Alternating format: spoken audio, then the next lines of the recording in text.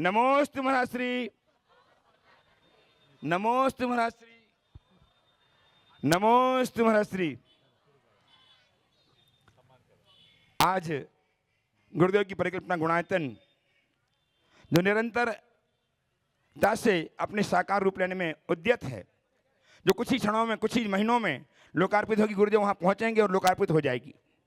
ऐसे गुणायतन से तन मन धन से अपना सहयोग देकर के आज बहुत सारे लोगों ने अपना योगदान दिया है।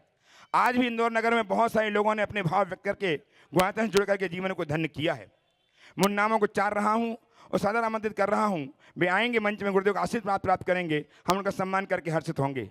आज गुणायतन से ट्रस्टी के रूप, गुणायतन से शुद्धा के रूप में डॉक्टर चंद्र कीर्ति जी, श्रीमती चंद्रकला जी, चंद्रकांता जी जैन, डॉक्टर विशाल कीर्ति जी जैन एवं डॉक्टर अंकिता जैन इंदौर, ये संबद्ध हुए हैं, साधारण आमंत्रित हैं।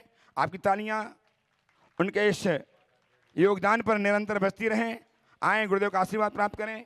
उनका सम्मान करने के लिए आमंत्रित हैं Rahul ji Jain, trustee Gunayatan sport worlds Indore, और सचिन जी उद्योगपति इंदौर।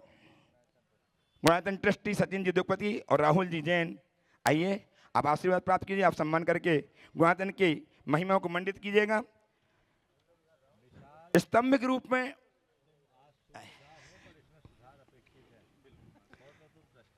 रूप में श्रीमान वीरेंद्र कुमार जी, श्रीमती पलक जी जैन, शशांक जी जैन, शिवानी जैन इंदौर संबद्ध हुए हैं। आए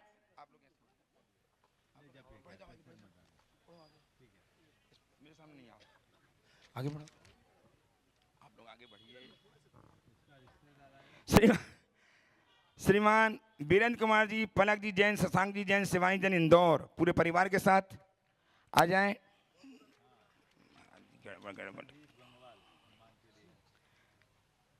वीरेंद्र जी, श्रीमती शशि जी, सिद्धार्थ जी, श्रीमती पलक जी, शशांक जी, शिवानी जी जैन, जो आज गुणायतन के स्तंभ के रूप में संबद्ध हुए हैं गुणायतन से, जिनके भाव शीघ्रता से ट्रस्टी बनने के हैं। इनका सम्मान करने के लिए विशाल जी एवं संदीप जी गंगवाल, गया प्रवासी इंदौर, आ जाए। संदीप जी गंगवाल रूमा जी के साथ और काजल जी के साथ विशाल जी आ जाए सम्मान करने के लिए। अरे यार आप आ गया।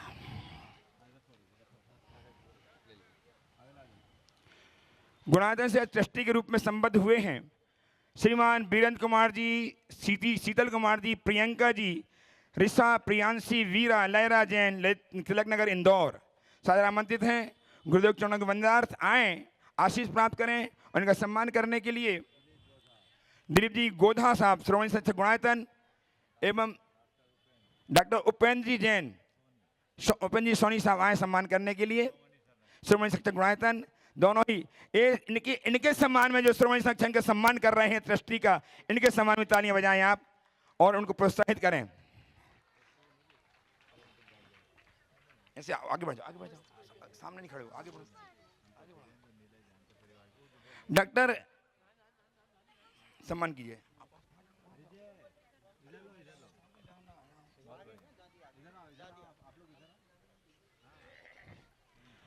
इसी क्रम में संस्थापक सदस्य के रूप में संबद्ध हुए हैं श्रीमान निलय जी, श्वेता जी जैन, श्रीमती विषम देवी जैन इंदौर साधारण आमंत्रित हैं। आए गुरुदेव चरण की अभिवंदना करें, आशीर्वाद प्राप्त करें। उनका सम्मान करने के लिए केएस गारमेंट एवं संजय जी जैन इंदौर दिल्ली, शिक्षक संजय जी जैन दिल्ली एवं केएस गारमेंट इंदौर, आइए शिक्षक सम्मान करने के लिए आए। डॉक्टर निलय जी, श्री निलय जी, श्वेता जी, श्रीमती विषम देवी जैन इंदौर का सम्मान करने के लिए आ रहे हैं संजय जी एवं केएस गारमेंट। क्या है? निलय जी नहीं उपस्थित नहीं है। आज गुणायतन से अपने आप को शीर्ष में स्थापित किया है जगदलपुर छत्तीसगढ़ से श्रीमान अविनाश जी, श्रीमती रिम्पल जी जैन ने बहुत बहुत साधुवाद के साथ उन्हें आमंत्रित कर रहे आए। आपकी कर्तव्य निरंतर इनके प्रति बस्ती रहनी चाहिए। इन्होंने अनुपम कृत्य किया है, जो श्रोमणी संरक्षक रूप में संबद्ध हुए हैं। गुणायतन से पहले परम संरक्षक थे, अब श्रोमणी संरक्षक रूप में संबद्ध हुए हैं। आपकी तालियां लगातार अनुगुंजित होती रहनी चाहिए। एक अपनी सासू जी के साथ मंजू देवी सासू जी आ जाएं, पन्ना से जगदलपुर से ही, और इनके साले साहब क्या नाम इसका, चार्ली, आ जाइए आ जाइए। इनका सम्मान करने के लिए श्रीमान दिलीप जी जैन, दिलीप जी गोधा साहब कासलीवाल, दिलीप जी गोधा साहब श्रोमणी संरक्षक गुणायतन, और श्रीमान उपेंद्र जी सोनी श्रोमणी संरक्षक गुणायतन, आ जाइए। वो ये करो करो। और बहनों का सम्मान करने के लिए अंजू जी छावड़ा और अंजू जी गुड़गांव और रानी जी दोषी आज यहाँ सम्मान करने के लिए सुश्राव का महिलाओं का सम्मान करने के लिए पहुंचे। आ जाइए।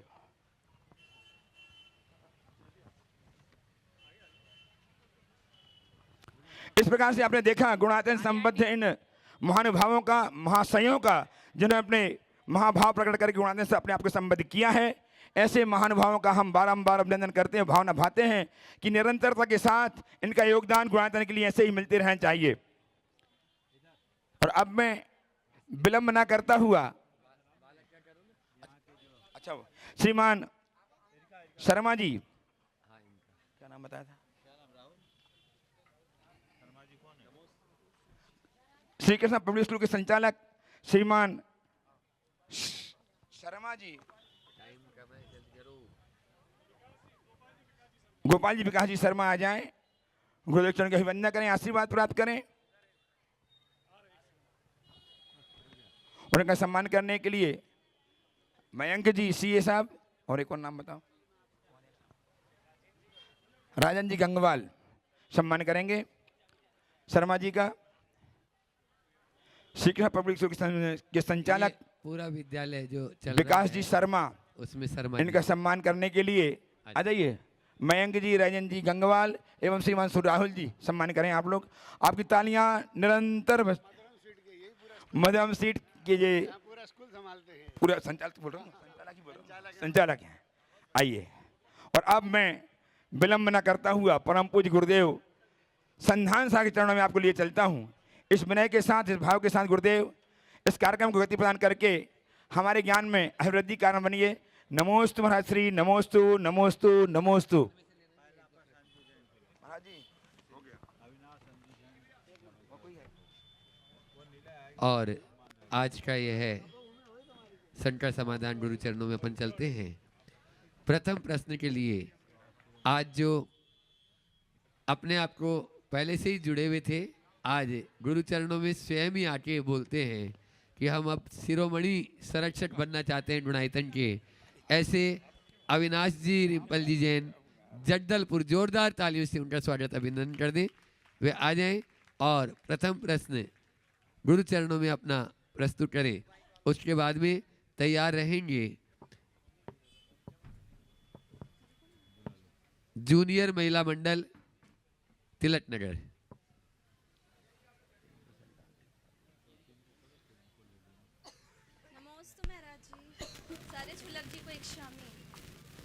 महाराज जी, हमारा प्रश्न ये है कि हम बचपन से ही हम सबको सिखाया जाता है कि सोच कर बोलिए, पर किसी ने यह नहीं सिखाया कि सोच कर अच्छा सोचिए। अगर ऐसा सीख जाएं तो बहुत सारी हिंसा से हम बच सकते हैं। तो महाराज जी प्लीज इसमें कुछ समझाइए। महाराज जी देखिए, सोच कर बोलिए, बोलने की बात बिल्कुल सही है, व्यवहार में ऐसा कहा जाता है, लेकिन अच्छा सोचिए तो सब चीज़ें अच्छी हो जाएगी और हमें की पॉइंट को ही पकड़ना चाहिए। इसलिए हम लोग जब भी बोलते हैं सबसे ज़्यादा बल सोच पर देते हैं। बहुत सुंदर। हाँ, अगला जूनियर महिला मंडल अपना प्रश्न कर रहे हैं और उसके बाद में अरियंत डेयरी विनोद जी जैन, अरियंत डेयरी तिलक नगर, वे अपना प्रश्न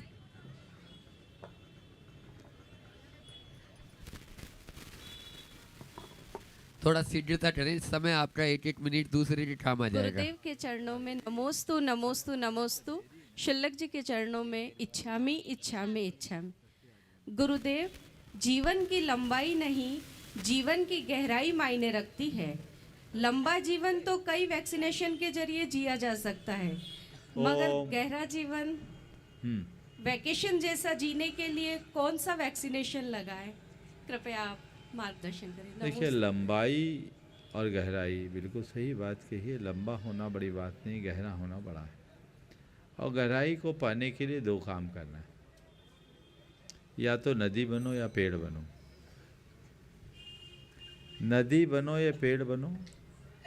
नदी निम्नगा कहलाती है, वो नीचे की ओर बहती है, और जैसे जैसे वो बहती है बढ़ते जाती है और सागर में विशाल रूप ले लेती है।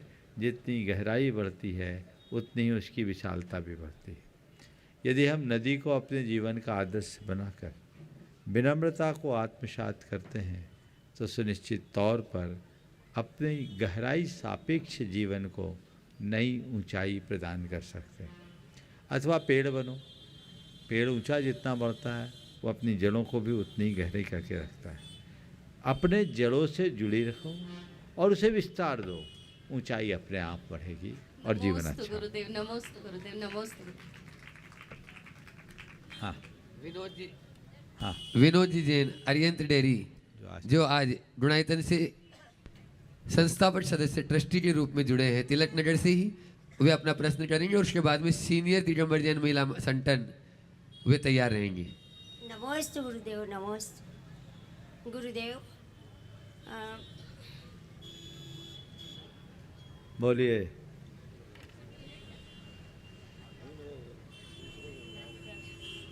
जब तक क्या हो गया? चलो सोच लो। हाँ ठीक है, हिंट कर दो। इनका प्रश्न है, अध्ययन एवं अभ्यास में किसकी प्रधानता होनी चाहिए? अध्ययन एवं अभ्यास में किसकी प्रधानता होनी चाहिए एवं नमोकार मंत्र हाथ पर गिनकर माला फेर सकते हैं हाँ या नहीं? महिला मंडल का भी देर है, बैठ जा। देखिए, अध्ययन और अभ्यास में थोड़ा बैठ जाए, उनका हो जाने दीजिए। अध्ययन और अभ्यास में किसे प्रमुखता दें? प्रारंभ अध्ययन से कीजिए और निरंतरता बनाए रखने के लिए अभ्यास कीजिए। अध्ययन ही नहीं करेंगे तो अभ्यास किसका करेंगे? और अभ्यास बहुत व्यापक है। अभ्यास केवल अधीत विषय को दोहराने मात्र का नाम नहीं है। अभ्यास अधिक विषय को जीवन में अपनाने का नाम भी है, जो एक प्रैक्टिस है, जिसे हम साधना भी कह सकते हैं। तो हम अध्ययन भी करें, अभ्यास भी करें, और दोनों चीज़ें जब साथ साथ चलेगी तो बहुत बेहतर होगा। हालांकि आप कितना भी अध्ययन करें, अधीत विषय को आप बार बार न दोहराएं तो सब व्यर्थ हो जाएगा। अभ्यास सारिणी विद्या बुद्धि करणानुसारिणी। हमारी विद्या अभ्यास से बढ़ती है, इसलिए निरंतर अभ्यास जारी रखना चाहिए। अपने अभ्यास में किसी प्रकार की भी कटौती नहीं होने देना चाहिए। नमोकार मंत्र फेरने की जहाँ तक बात है, आप माला से भी फेर सकते हैं, उंगली से भी फेर सकते हैं और मन से भी फेर सकते हैं। जिससे भी फेरिए, मन लगा कर फेरिए। नमोस्तु गुरुदेव, नमोस्तु। सीनियर दिगंबर जैन महिला संगठन वे अपना प्रश्न कर रही हैं और उसके बाद में तैयार रहेंगे पलक सिद्धार्थ जैन, जो आज स्तंभ के रूप में गुणायतन से संबंध हुए।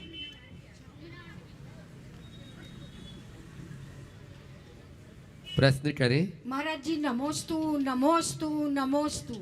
चुलक जी महाराज को इच्छामि, इच्छामि, इच्छामि। महाराज जी, हमारा प्रश्न है, मोक्ष का पुरुषार्थ करने वाले मुनिराज जब सर्वार्थ सिद्धि स्वर्ग को प्राप्त करते हैं तो क्या 33 सागर तक सर्वार्थ सिद्धि स्वर्ग भी उन्हें कारागार के समान प्रतीत होता है? और क्या इस प्रकार का विकल्प भी उनके कर्म आश्रव का कारण बनता है? देखिए, कहने में आता है कि उन्हें कारागार की तरह प्रतीत होता हो, लेकिन मुझे ऐसा नहीं लगता। ऐसा क्यों नहीं लगता? क्योंकि वो परम शुक्ल लेशा वाले हो, उनमें बड़ी शांतता और क्षमता रहती, आकुलता नहीं रहती। वे अपना पूरा जीवन तत्वाभ्यास में बिताते हैं। वहाँ विषय कषाय के प्रसंग तो कुछ है ही नहीं, लेकिन वह तत्वाभ्यास, धर्म, ध्यान और इस बात की प्रतीक्षा जो हम लोग कहते हैं कि कब मैं निर्भव पाऊँ और मुनि बन करके शिव जाऊँ, तो ये भावना पूर्व भाव के संस्कार बस उनके अंदर बनी रहती है। वो एक विलक्षणता है, ये एक बीच का पड़ाव है, थोड़ी सी कसर, नहीं तो उनका बेड़ा पार तो तय। ओम। नमोस्तु महाराज, नमोस्तु महाराज। वैभव। पलक सिद्धार्थ जैन तिलक नगर जो आज स्तंभ के रूप में जुड़े हैं। हाँ। नमोस्तु महाराज जी। महाराज जी, मेरी शंका यह है कि आप जब बचपन में छोटे में आपकी पूज्य माता श्री ने आपको ऐसी क्या घुट्टी पिलाई या ऐसे क्या संस्कार या क्या शिक्षा दी जो अभी आप इतना कॉन्फिडेंट हैं, इतना फोकस्ड हैं और मेमोरी आपकी इतनी स्ट्रांग है जिससे मैं भी अपने बच्चों को ऐसे बना सके। देखो कुछ ना तो कुछ किया होगा, पर बताऊं, जब हम थे तो हमें अकल ही नहीं थी कि उनसे पूछूं कि आपने हमें क्या घुट्टी पिलाई, और आप लोगों ने उनके जीते जी उनसे पूछा हो तो शायद वो बताए। मैंने तो न कभी पूछा न कभी जाना, लेकिन ये बात तय है कि किसी भी संतान पर उसकी माँ का प्रभाव सबसे अधिक होता है। संतान के जीवन पर उसकी माँ का बहुत प्रबल प्रभाव होता है। अभी कुछ वर्षों पहले एक रिसर्च हुआ, सद्य प्रसूत बंदरियों को, सद्य प्रसूत यानी तुरंत की जन्मी बंदरियों को, कुछ को उनकी माँओं के पास रखा गया और कुछ को कृत्रिम मशीनी बंदरियों के पास रखा गया। दोनों को एक सा न्यूट्रिशन दिया गया, एक सा आहार दिया गया, पोषक तत्व समान मात्रा में दिए गए। शारीरिक विकास दोनों का एक सार हुआ,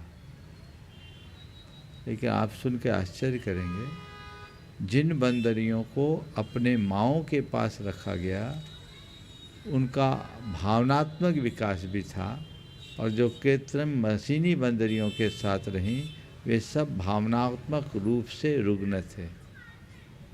निष्कर्ष निकला कि माँ के सामीप्य और सानिध्य से शिशु का भावनात्मक विकास होता है।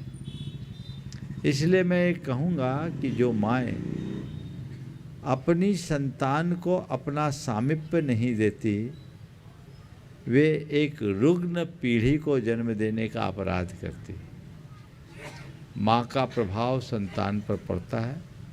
आप एक माँ हो और फिर से माँ बनने वाली हो। भावना योग करते रहिए और अपने बच्चे के लिए वही सारे संस्कार दीजिए जैसा आप उसमें देखना चाहते हैं। महाराज जी, आप जैसा। बिल्कुल, बहुत बढ़िया। और वो कल्पना करो, और अभी आपने गर्भ संस्कार के कार्यक्रम में देख ही लिया कि पेट में पलने वाले बच्चे से यदि माँ का संवाद जुड़ जाए तो माँ जैसा चाहेगी वैसा होगा। और आपने ही बताया आपका बच्चा अभी कोई फास्ट फूड का टेस्ट नहीं जानता, आप बता दो सबको। रात्रि भोजन भी नहीं करता, अभी तक उसने आलू प्याज नहीं खाया है, टॉफी और आइसक्रीम किसी का टेस्ट नहीं जानता है, घर की बिस्किट वगैरह यही खाता है। और आपने महाराज जी इसका नामकरण किया हुआ है। आशीर्वाद दीजिए कि आप जैसा बड़े होकर महाव्रती बन अपने इस निर्भव का कल्याण। बहुत सुंदर, ये प्रेरणा है सबके लिए।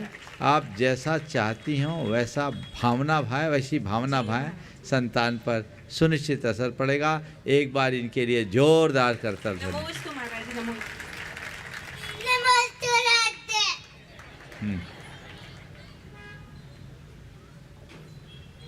महिला महासमिति तिलक नगर और प्रश्न हीरामणि जी सोनी, और उनके साथ में जो सचिव है इस समिति की काजल जी पांड्या, उनका पूरा परिवार इनके साथ में खड़ा हो जाए।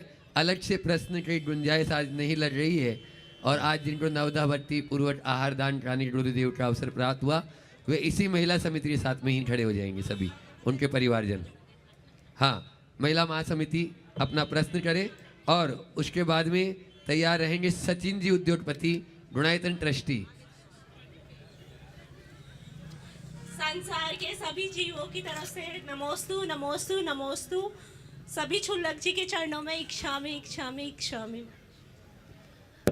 नमोस्तु महाराज श्री। बोलो। महाराज श्री, हमारी शंका है कि हम गृहस्थ आश्रम में रहते हुए महाव्रतों को धारण तो नहीं कर सकते हैं, लेकिन यदि हम अणुव्रत भी धारण करते हैं यूँ तो हमारी संकल्पी हिंसा का त्याग है, संकल्पी हिंसा हम नहीं करते हैं, लेकिन घर के एक सुबह से लेकर शाम तक कई ऐसे कार्य रहते हैं, छोटे छोटे कार्य, जिनमें सूक्ष्म जीवों की हिंसा तो होती ही है।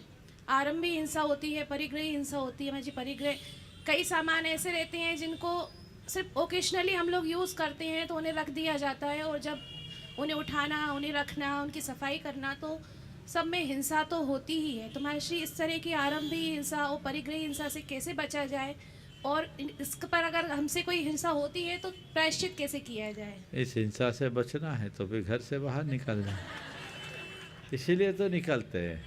हिंसा से बचने के लिए ही तो घर से बाहर निकला जाता है। महाराज ये तो मुश्किल है, हम क्या करें, नहीं निकल सकते, मुझे पता है, लेकिन यत्नाचार का पालन तो कर ही सकते हैं। यथासंभव यत्नाचार का पालन करिए। यदि यत्नाचार का पालन करेंगे आप हिंसा से सुनिश्चित रूप से बच पाएंगे और वो आपके जीवन की बेहतरी का आधार बने। ओम नमोस्तु महाराज श्री। अगला सचिन। हाँ, सचिन जी उद्योगपति, ट्रस्टी गुणायतन, और उसके बाद में मुकेश जी ढाणा सागर तैयार रहे, गुरुदेव के चरणों और में उनके साथ बारंबार में अक्षय जी कटनी भी तैयार रहे, प्रेमी परिवार जो उनके समधी है। गुरुदेव के चरणों में बारंबार नमोस्तु। इनके दामाद। गुरुदेव, आज पुनः आपका पावन आशीर्वाद प्राप्त हुआ और एक इंदौर नगर में एक ऐसा इतिहास बनने वाला है।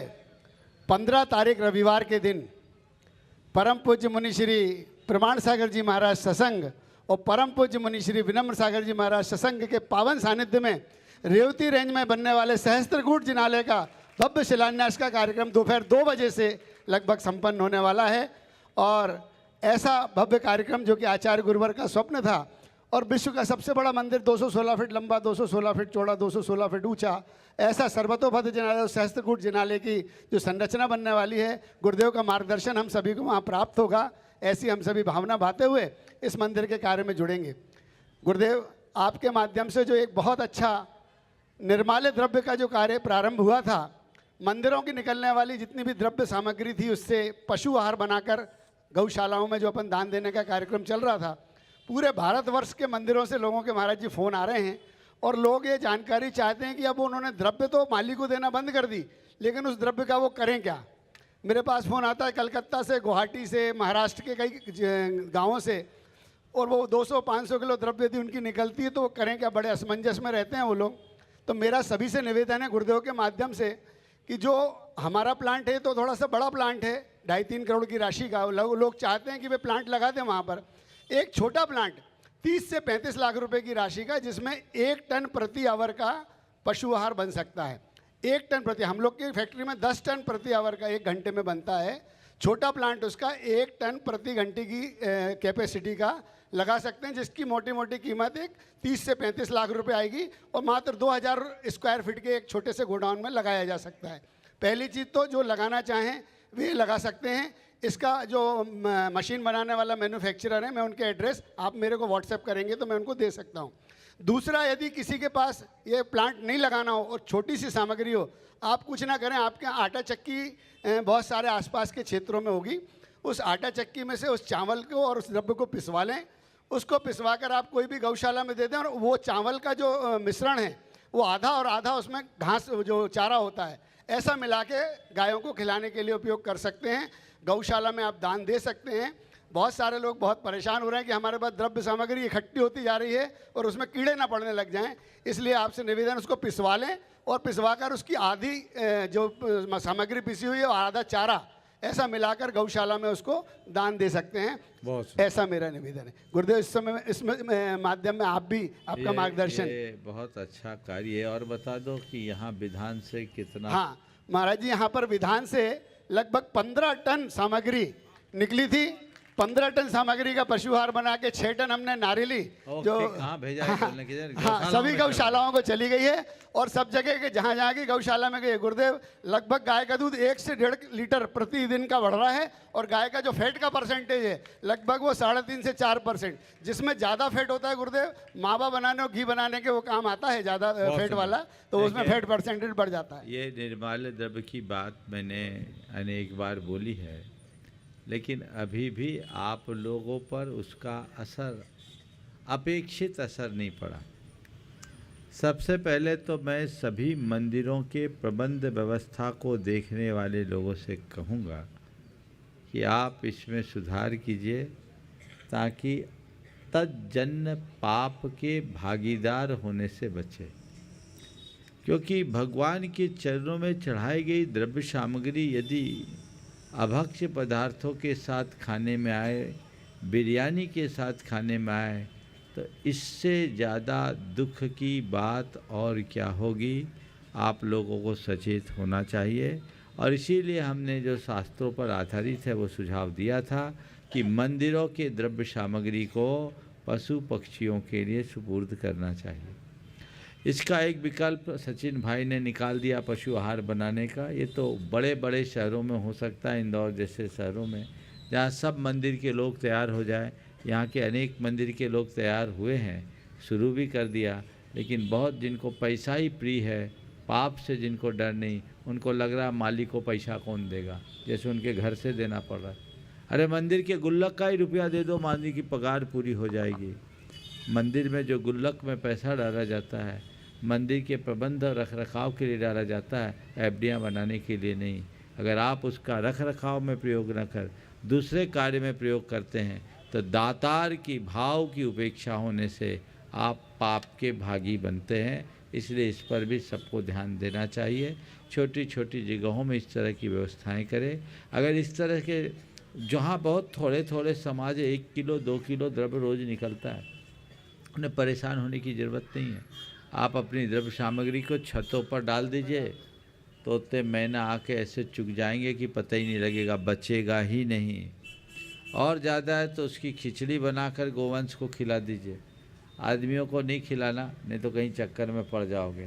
पर गोवंश को या मूक प्राणियों को उबाल करके खिचड़ी बना करके देने से उन्हें वादी नहीं चलती।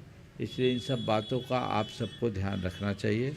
ये प्रयास बहुत अनुकरणीय है और सभी को इसका प्रयास करना। गुरुदेव कोई भी और मंदिर कल अभी जो आपने 15 तारीख को रेवती रेंज में सहसकूट जिनालय के शिलान्यास की बात की और उससे हमें उसके लिए हमसे भी आप लोगों ने निवेदन किया। ये हमारे लिए भी बहुत प्रसन्नता का विषय है कि परम पूज्य गुरुदेव के संकल्प की पूर्ति में, संकल्प नहीं, उनके आशीर्वाद को बढ़ाने में हमारा भी कोई योगदान होगा। हम लोग उसमें उपस्थित रहेंगे और सारे कार्यक्रमों को हमने परिवर्तित कर दिया है। और 15 तारीख को हम सब रेवती रेंज के उस परिसर में पहुँचेंगे। जय जय गुरुदेव। आप लोग भी खूब उत्साह के साथ वहाँ उपस्थित हों और इस कार्यक्रम को एक सफलतम कार्यक्रम बनाएं। विनम्र सागर जी महाराज का भी संदेश आया था, कमेटी ने भी अनुरोध किया। हमने कहा ऐसे कार्यक्रम के लिए बाकी कार्यक्रमों को आगे पीछे कर देने में कोई बुराई नहीं है, हम इसके लिए तैयार हैं। बहुत बहुत नमोस्तु गुरुदेव। हाँ चलो अगला। अच्छा भैया आ रहे हैं, मुकेश डाणा ने बताया, तो तब तक मैं बुला रहा हूँ। आज जो गुणायतन से संस्थापक सदस्य ट्रस्टी के रूप में जुड़े हैं, ऐसे निलय श्वेता श्रीमती विषम देवी जी जैन इंदौर, जोरदार तालियों से उनका स्वागत अभिनंदन करें। और मैं चाहूँगा संपूर्ण परिवार उनका मंच पर आ जाए और उनके सम्मान के लिए आमंत्रित कर रहा हूँ। हाँ, राजेश जी जो शिरोमणि संरक्षक हैं गुणायतन के टीकमगढ़, और अपूर्व भैया भी शिरोमणि संरक्षक है जो गुणायतन के, ये आ जाएं। और साथ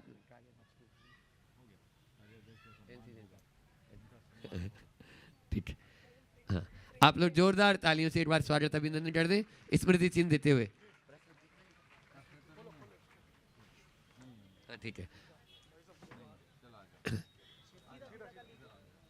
नीलय जी, सतभैया, श्वेता जी और विषम देवी जी इंदौर, इनका स्वागत अभिनंदन हो रहा है। तब तक मैं अगले प्रश्नकर्ता को बुला लेता हूं कि अपने बीच में डॉक्टर उपेंद्र मृदुला सोनी जो शिरोमणि संरक्षक गुणायतन के, आज उनके सुपुत्र रचित रितिका सोनी कैलिफोर्निया से, उज्जवल राखी जैन सैन डिएगो यूएसए से, और श्रुतिका मुंबई से, ये सभी आज उपस्थित हैं और जिन्होंने आज आहार दान देने का भी सौभाग्य प्राप्त किया, वे सभी 8 प्रश्न गुरु चरणों में कर लेंगे और उसके बाद में तैयार रहेंगे मुकेश डाना।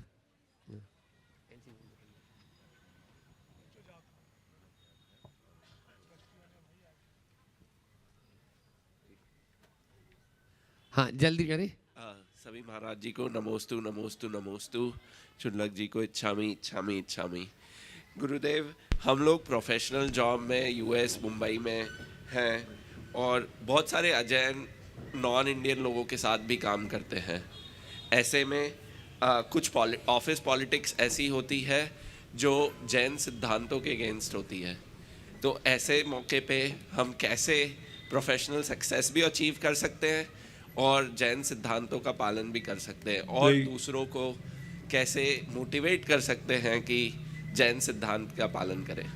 देखिए, आप चाहे कैसा भी जीवन जिए, चाहे कितने भी प्रोफेशनल हो, अपने सिद्धांतों की से समझौता कर कर की जाने वाली प्रगति प्रगति नहीं प्रतिगति समझ। हम सब कुछ करेंगे पर अपने सिद्धांतों की बलि नहीं चलने देंगे। ये बात अपने हृदय में धार लीजिए। हो सकता है हमें थोड़ा सा पीछे आना पड़े। मैं समझ रहा हूँ आप किस संदर्भ में बोल रहे हैं। हो सकता है पार्टियों में ड्रिंक लेना और इस तरह की बातें करना अपने आचार में, या अन्य अपने एथिक्स के मामले में कुछ समझौता करना पड़ता है, तो ये कतई उचित नहीं है। दुनिया में बहुत सारे ऐसे लोग हैं जिन्होंने समृद्धि के शिखर का स्पर्श किया है, लेकिन वे अपने सिद्धांतों में दृढ़ रहे। और मेरा मानना है, अगर मनुष्य का व्यवहार मधुर हो तो वो चाहे जैसा आचार अपना सकता है, और शुद्ध आचारी को लोग सम्मान देते हैं, उससे और प्रभावित होते हैं, बशर्ते उसमें दोहरापन ना हो। इसलिए दृढ़चर्या वाले बनिए। आप पर उनका प्रभाव न पड़े, उन पर आपका प्रभाव पड़े तो आपकी जीत है। ये प्रयास है। बहुत सुंदर। नमोस्तु महाराज जी, नमोस्तु महाराज। हाँ, अगला हाँ मुकेश जी जाना दो। आ जाए। प्रसिद्ध पत्रकार तो हैं ही, देवशास्त्र गुरु के प्रति भी बहुत समर्पित हैं, और ऐसे मुकेश जी ढाना अपना प्रश्न कर रहे हैं। अक्षय भाई आएंगे तो फिर वो बाद में देखेंगे। और उसके बाद में आज अपने बीच में दिल्ली से जो सपना भी देखते हैं तो गुणायतन का देखते हैं, ऐसे कार्याध्यक्ष NC जैन साहब यहाँ पर उपस्थित हैं। वे उनका सम्मान भी होना है और प्रश्न भी करेंगे। नमोस्तु भगवान।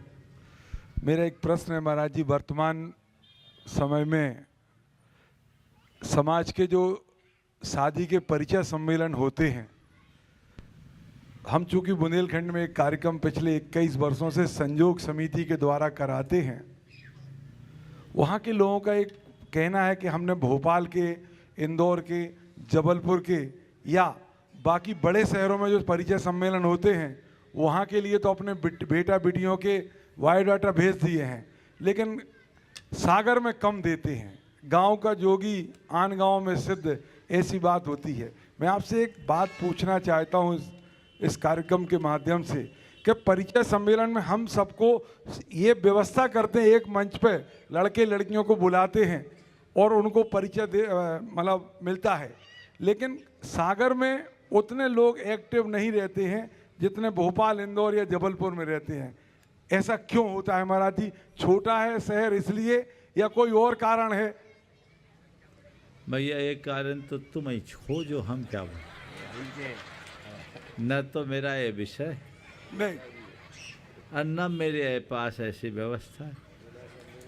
एक व्यवस्था तो हमारे पास है, आ जाओ, वैकेंसी पूरी है।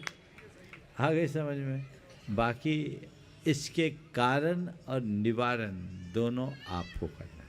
बहुत बहुत आशीर्वाद। गुणायतन के कार्याध्यक्ष NC जैन साहब दिल्ली से अपने बीच में हैं। एक बार जोरदार तालियों से उनका सम्मान अभिनंदन करें। और मैं चाहूँगा अशोक जी दोषी धर्म प्रभावन समिति के अध्यक्ष और साथ में ही हेमंत जी काला जो गुणायतन की ट्रस्ट है, और दिलीप जी गोदा और मयंक भैया, वे आ जाएं और आज जो अपने बीच में NC जैन साहब दिल्ली से यहाँ पर उपस्थित हैं, उनका स्वागत अभिनंदन करेंगे। माइक वहाँ तक पहुँचा दें। वे गुरु चरणों में अपना प्रश्न भी रखेंगे और उसके बाद में तिलक नगर की जो मंदिर ट्रस्ट कमेटी यहाँ की है वो एक प्रश्न गुरु चरणों में करेगी। पूरी ट्रस्ट कमेटी एक प्रश्न तैयार रहेंगे। Hello hello.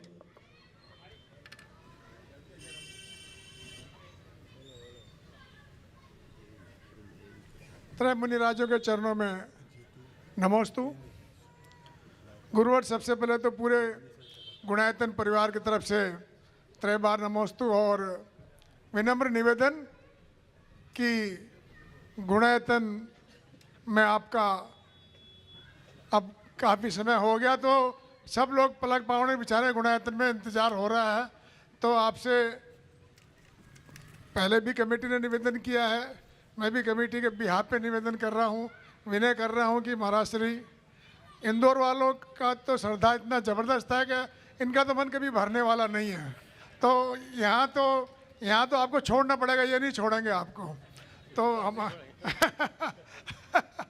तो मुनिश्री, ये निवेदन है कि अब यहाँ से जब भी विहार हो शिखर जी की तरफ से हो, शिखर जी की तरफ हो, यही मेरी भावना है। मेरा प्रश्न महाराज छोटा सा है कि किसी एक दृश्य को देख के या किसी एक घटना को देख के एक आदमी के मन में क्रोध आता है, एक में करुणा आती है, एक में भय आता है, एक में उसको हंसी आती है। तो घटना एक ही है, करने वाले भी वही हैं और चारों लोग देख रहे हैं, लेकिन तो ये क्या क्रोध, ये जो किस श्रेणी में आता है? किसी का उपादान कम ज़्यादा है या कैसे, क्या किसको कैसे जोड़ेंगे इसको आगम के हिसाब से? देखिए, पहली बात तो पकड़ने का जहाँ तक सवाल है, जो पकड़ेगा वही छोड़ेगा। न मैं अपने पकड़ा है न मैं छोड़ूंगा। ये अशोक जी बताएंगे। हाँ, जो पकड़ा है वही पकड़ने वाला छोड़ता है। हमने न पकड़ा है न छोड़ने का सवाल। अब रहा सवाल, आपका सवाल बहुत अच्छा है। एक ही घटना में भिन्न भिन्न निमित्त आते हैं, तो निमित्त किस तरीके से काम करते हैं। एक ही निमित्त से अलग अलग परिणाम, सबके अपने अपने उपादान योग्यता पर निर्भर करते हैं। शास्त्रीय भाषा में इसका यही उत्तर है। जिसका जैसा उपादान होता है उसके ऊपर वैसा प्रभाव पड़ता है। अगर हम इसे मनोविज्ञान की दृष्टि से करें तो हम ये कह सकते हैं कि जिसकी जैसी मनोवृत्ति होती है उस पर उसका वैसा प्रभाव पड़ता है। लेकिन महाराज श्री, एक को क्रोध आ रहा है, एक को दया आ रही है। बोलता रहा इतना ऊपर से मनोवृत्ति, नीचे का फर्क। मनोवृत्ति इसी को बोलते हैं मनोवृत्ति। कर्म के संस्कार से मनोवृत्ति बनती और बदलती है। एक ही दृश्य पर कोई क्रोध करता है और उसी में किसी के हृदय में करुणा की धार होती है। तो हर व्यक्ति की अलग अलग मनोवृत्ति होती है। उस मनोवृत्ति के परिणाम स्वरूप ही उसकी प्रतिक्रियाएं भिन्न भिन्न होती हैं। जिसकी मनोवृत्ति निर्मल होती है वो सदैव सकारात्मक प्रतिक्रिया व्यक्त करता है, और जिसकी मनोवृत्ति मलिन होती है उसकी प्रतिक्रियाएं सदैव नकारात्मक होती है।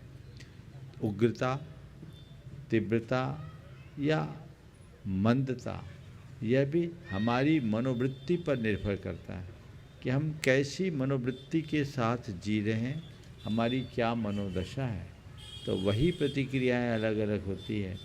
एक किसी संत पुरुष के समक्ष आप जाओगे और उन्हें आप अपमानित या लज्जित करोगे, उन्हें कोई अपशब्द कहोगे, तो वो कोई प्रतिक्रिया न करे, ऐसा हो सकता है। पर किसी पहलवान को आप एक अपशब्द कह दो तो फिर देखो वो क्या खबर लेता है। तो ये हर व्यक्ति का अपना अपना द्रव्य क्षेत्र काल भाव होता है और उसी के अनुसार उसकी मनोवृत्तियाँ बनती हैं, और जिसकी जैसी मनोवृत्ति बनती है वह वैसी ही प्रतिक्रियाएं देता है। नमस्ते गुरु।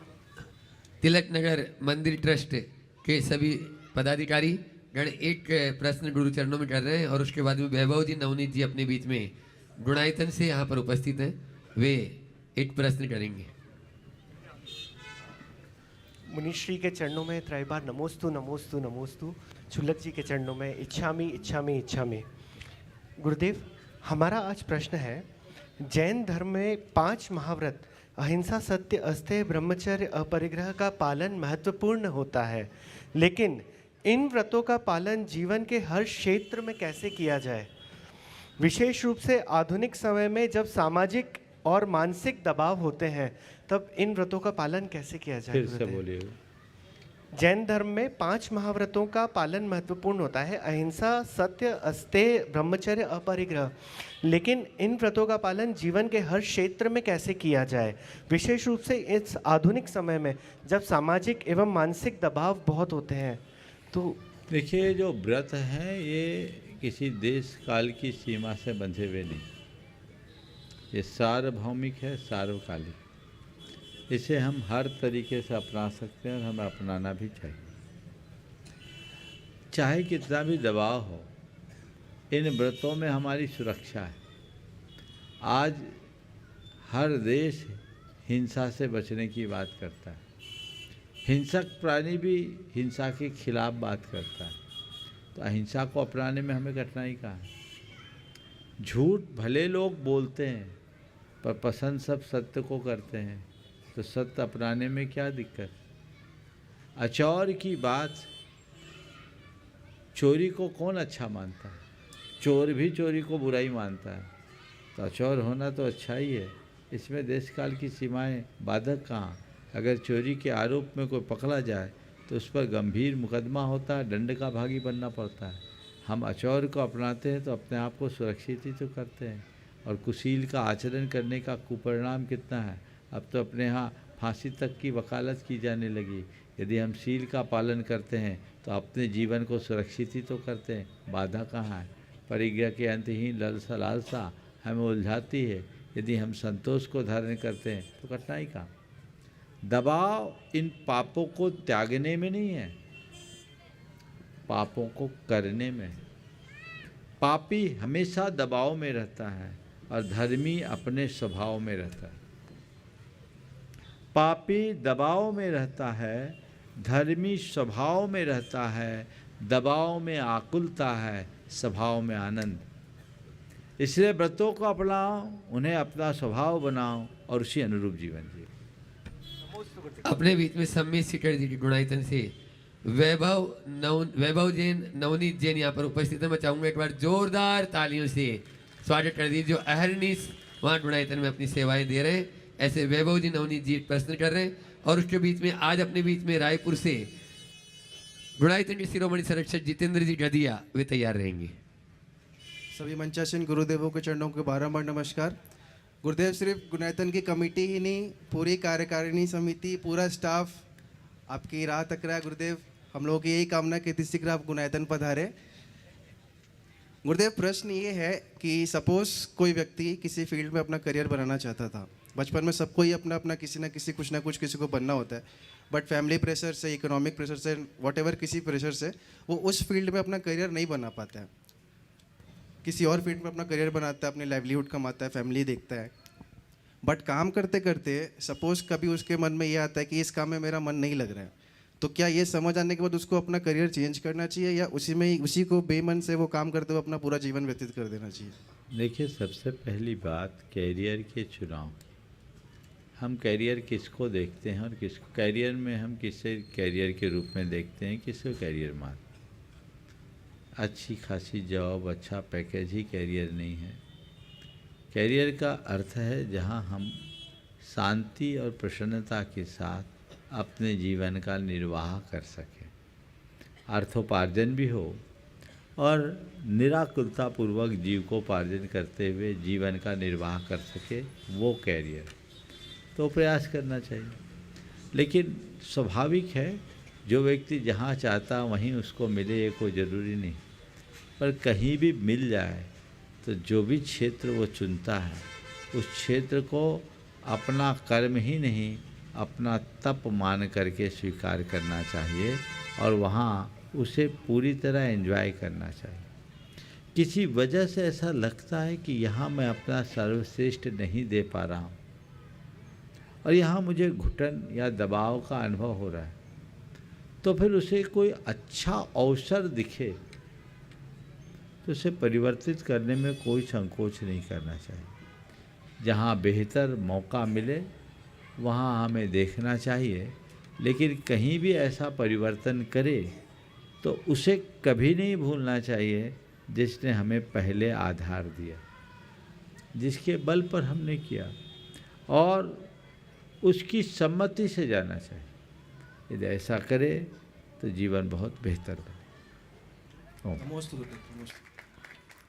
जितेंद्र जी गदिया रायपुर, शिरोमणि संरक्षक गुणायतन, और उनके सम्मान के लिए अपने बीच में शिरोमणि संरक्षक की परिवार प्रेमी परिवार से अक्षय जी यहाँ पर उपस्थित हैं। वे आ जाएं, जो आज अपने बीच में जितेंद्र जी गदिया यहाँ पर उपस्थित हैं, उनका सम्मान करेंगे और साथ में रहेंगे। कोई महिला को बोलो। हाँ, महिला सम्मान के लिए यहाँ से। हाँ, चलो जोरदार ताली बजा दीजिए, जो दोनों ही शिरोमणि संरक्षक हैं। प्रश्न कर रहे हैं। प्रश्न है, चलिए ठीक।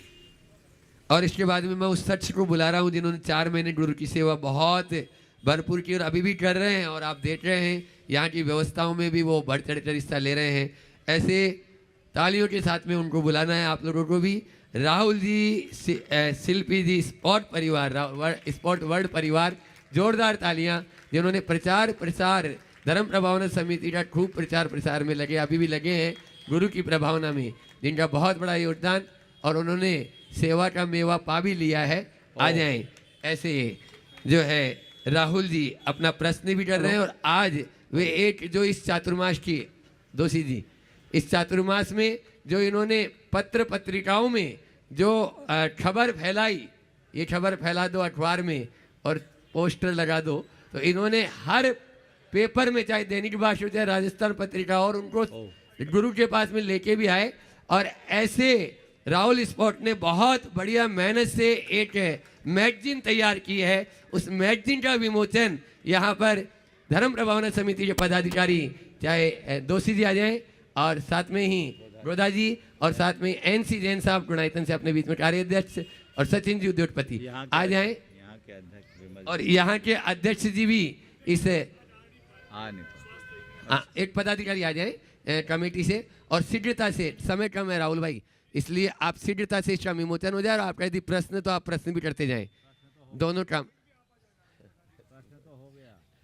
तो अंजू जी जैन गुड़गांव से अपने बीच में यहाँ पर उपस्थित है। आज उनका प्रश्न, वो अपनी बात करें। हाँ, वो बात भी करेंगी और अपना प्रश्न भी रखेगी। माइक पहुंचा दें तब तक फटाफट, और आप लोग जोरदार तालियां इस इंदौर 2024 चातुर्मास की है मैगजीन के लिए। तुम दिखाओ दिखाओ, पब्लिक खोल के दिखाओ। ये ले लो। चुपचाप कर ले, पता भी नहीं लगा। चुपचाप कर लिए, पता भी नहीं लगा।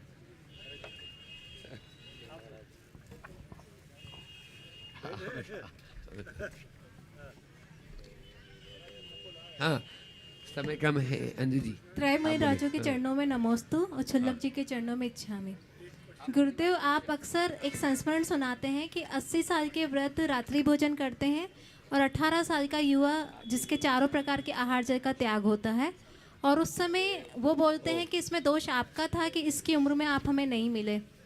तो गुरुदेव, आज की युवा पीढ़ी आपसे निवेदन करना चाहती है, वो ऐसा कोई माध्यम चाहती है जिससे वह अपने किए हुए दोषों को एक्सेप्ट कर सके, अपने सामने उपस्थित चैलेंजेस को आपके सामने डिस्कस करके उनका समाधान प्राप्त करके धर्म के मार्ग में स्थिर हो सके, और वो जान सके कि गुरुओं के साथ आहार विहार निहार में कितना आनंद आता है।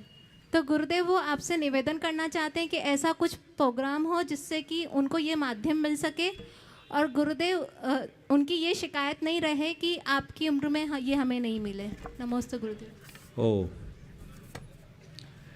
देखिए, आपने जो बात कही है बहुत सही है। युवाओं को अगर सही समय पर सही मार्गदर्शन मिल जाए तो उनके जीवन में आमूल चूल परिवर्तन आता है, और वे अपने जीवन को पूरी तरह से रूपांतरित भी करते हैं। मैं पाता भी हूँ कि आज जो युवा हम लोगों के संपर्क में आते हैं उनके जीवन में व्यापक बदलाव घटित होता है, हो रहा है। और मैंने युवाओं के लिए बीच में एक प्रोग्राम भी चलाया, एक्ट प्रोग्राम, जिसमें 3 दिवसीय एक कार्यशाला रखकर एक अंतर यात्रा हमने कराई। बड़ा सफलतम कार्यक्रम रहा। एक्सेप्ट, चेंज एंड ट्रांसफॉर्म, ये बहुत सफलतम कार्यक्रम रहा। संयोग ऐसा बना कि इंदौर की व्यस्तता के कारण वो कार्यक्रम यहाँ नहीं हो पाया, लेकिन जब जब ये कार्यक्रम हुआ और उसमें जो युवक युवती जुड़े, उनके जीवन में जो बदलाव आया वो अद्भुत है। त्रिदिवसीय कार्यक्रम में एक दिन होता है पूरा कन्फेशन का, और मैं अंतर यात्रा करा कर उन्हें उनके भीतर ले जाता। और वो 3 दिन के कार्यक्रम में सीमित लोगों को ही रखा जाता, 300 लोगों को, और पूरा दिन 3 दिन उनके साथ समर्पित रहता। और उससे जो उनमें बदलाव नहीं, ट्रांसफॉर्मेशन ही कहेंगे, मिरेकल। यहाँ पर सोचा तो था लेकिन निमित्त नहीं बन पाया। निमित्त क्या, इतने कार्यक्रम बन गए कि वो बड़े बड़े कार्यक्रम में ये कार्यक्रम दब गया। लेकिन निश्चित इस तरह के उपक्रमों को हमें आगे बढ़ाना चाहिए, युवाओं को आगे आना चाहिए। यहाँ युवा बहुत अच्छी संख्या में आए, और मैं चाहता हूँ कि अब उठते हाट में एक बार युवाओं के लिए और उपक्रम हो जाए। मैं सोचता हूँ मेरी अनुकूलता अगर बनती है तो एक शॉर्ट कार्यक्रम युवाओं के लिए रखेंगे, जहाँ हम युवाओं से गोयल नगर में, अब देखते हैं गोयल नगर कब आता है, जहाँ भी अनुकूलता बनेगी और हमारी अनुकूलता बनी तो ऐसा कार्यक्रम के लिए हम एक स्वरूप बनाना चाहेंगे। निश्चित उसका व्यापक प्रभाव होगा। और मैं चाहता हूँ इंदौर में ऐसे तो युवाओं की फौज है, लेकिन जाते जाते एक ऐसी टीम खड़ी हो जाए जो एक इशारे में सब कुछ करने के लिए तत्पर हो जाए। और जो युवा उससे जुड़ना चाहते हैं अभी से आगे आ जाए, और उसमें एज लिमिट बहुत कम होगी। मैं एकदम फ्रेश युवाओं को देखना चाहता हूं, जो 15 साल से 30 साल तक के उन युवाओं के बीच उनसे रूबरू होकर मैं एक उपक्रम करना चाहता हूं। तुम लोग पार हो गए, तुम्हारे बच्चों का नंबर उसमें आ सकता है। और हमारे समाज में एक बड़ी विचित्रता है, हमारे जो है 80 साल के युवा हैं ना, वो उनके युवाओं के कारण हमारे नौजवान बेचारे बूढ़े हो जाते, उनको अवसर नहीं मिलता। इसलिए इन युवाओं से मैं कहना चाहता हूँ, आप युवा बने रहिए, लेकिन नवयुवकों को अवसर देना शुरू कर दीजिए। थोड़ा उदारता का परिचय दीजिए, ताकि आपका बेटा आपके रहते बेटा ही बना रहे, बूढ़ा ना हो जाए। ये हमें ध्यान में रखना है। चलिए। मुनिश्री 108 प्रमाण सागर जी महाराज की। समय कम है राहुल भाई, सवाल थोड़ा कम से, और अक्षय भैया का प्रश्न यदि रहा टाइम तो अक्षय भैया तैयार रहेंगे। महाराज श्री 1 मिनट में बोलूँगा। तिलक नगर में हूँ मैं। महाराज श्री से जो आशीर्वाद मिला है और मैंने सहजता से पाया है, मैं सोचता था इतने बड़े संत है, पता नहीं कैसे आशीर्वाद मिलेगा। मैं सिर्फ इतना सा बोलूँगा कि आप महाराज श्री के पास जाएं, आप 1 दिन 2 दिन जाएंगे तो महाराज जी आपको नाम से जानने लगे, मेरी गारंटी है। हर प्रत्येक बच्चों को, महिलाओं को, पुरुषों को, सबको महाराज जी जोड़ते हैं और सही संदेश जो हम लोगों को जीवन बदल सकता है वही संदेश देते हैं। महाराज जी हम लोग बहुत कृतार्थ हैं। और मेरा प्रश्न सिर्फ इतना सा है कि विज्ञान और धर्म, इसमें बहुत सारी विसंगतियां रहती हैं महाराज जी, समझाने में बहुत दिक्कत होती है। युवा कहते हैं आज के कि विज्ञान तुरंत सिद्ध होता है और आप समझा नहीं पाते हैं, और धार्मिक कहते हैं यही जो लिखा है यही सही है, आप समझते नहीं हैं। तो अंतिम ओवर समाप्त होने के बाद नंबर आया है। प्रश्न को खड़ा रखूं कि उत्तर दे दूं? जैसा आपको उचित लगे महाराज। चलो दे देता हूं। विज्ञान और धर्म में एक मौलिक अंतर है। विज्ञान प्रयोग की बात करता है और धर्म अनुभव की बात करता है। प्रयोग परिवर्तन करते हैं, प्रयोग में परिवर्तन होता है। डाल्टन के परमाणुवाद से लेकर जो गॉड पार्टिकल के बुशारू तक के लिए, बोस तक के लिए जो परमाणुवाद में परिवर्तन आया, कितने सिद्धांत बदल गए। लेकिन धर्म का सिद्धांत शाश्वत है। जो परमाणु के बारे में आज से हजारों साल पहले कहा गया वो आज है। तो श्रद्धा अनुभव पर होती है। प्रयोग में तर्क वितर्क होते हैं, दोनों का अपना अपना उपयोग है। बाहर की बातों को तर्क से अपनाओ और भीतर की बातों को श्रद्धा से स्वीकारो, इसी में हमारे जीवन का पथ प्रशस्त होगा। समय पूर्ण हो गया, यहीं पर विराम। बोलिए परम पूज्य आचार्य गुरुवर श्री विद्यासागर जी महाराज। परम पूज्य मुनि श्री प्रमाण सागर जी महाराज की जय जय